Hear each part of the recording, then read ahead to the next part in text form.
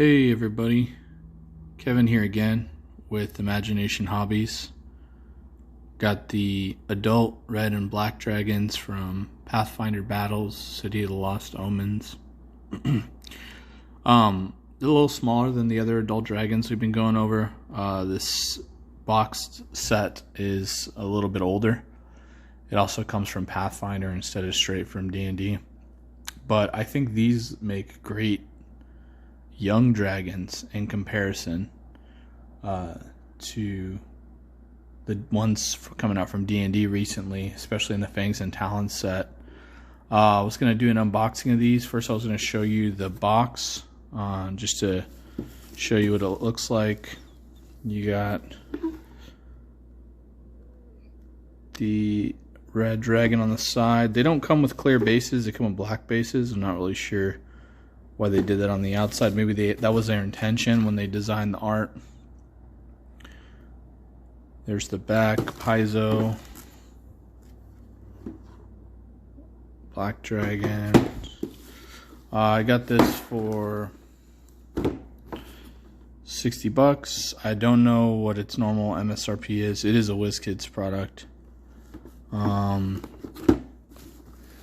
Pathfinder City of the Lost Omens. I'm going to do a comparison video to these dragons, to the adult dragons, as well as the young dragons from the new Fangs and Talons set. They're almost exact to scale. I don't have both the young dragons from Fangs and Talons. I just have the blue one. This is the one I'm going to use for the red. And this one I use for black. So I probably am not going to pick up the red dragon from Fangs and Talons. I didn't like the paint job on it. But I'll go ahead and open this up, pull them out, show you guys, and then I'll do a comparison here in a bit. Alright, thanks. Alright, we're back. Just doing a comparison of the two, and then I'll go ahead and bring over the young blue dragon I have from the D&D line. So here's the red dragon. Pretty cool. This is a Pathfinder style red dragon, so it's got all those horns in the back of its back and head, as well as this kind of flailed tail. This one's not as flailed out as the adult one that I purchased and painted, but pretty cool. I like the size. You'll see why in a second. And then here's the black one. If I can get it to focus, bear with me.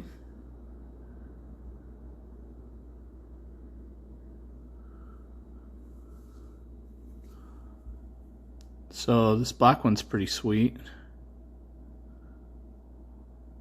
I like the purple on the wings. That's a nice touch. And the purple on the tips of the spine.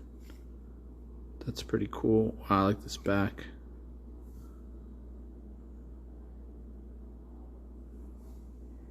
Really cool looking.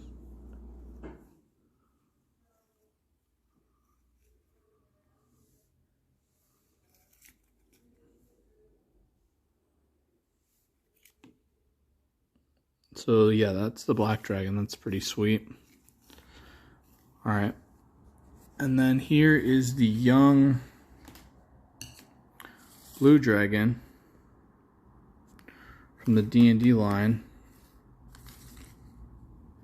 Can kind of compare them. They're all in the same scale basically. If we look at the body size, I mean, this one's technically got a slightly bigger body, but this one has a bigger wingspan, so I feel like that kind of balances itself out a little bit.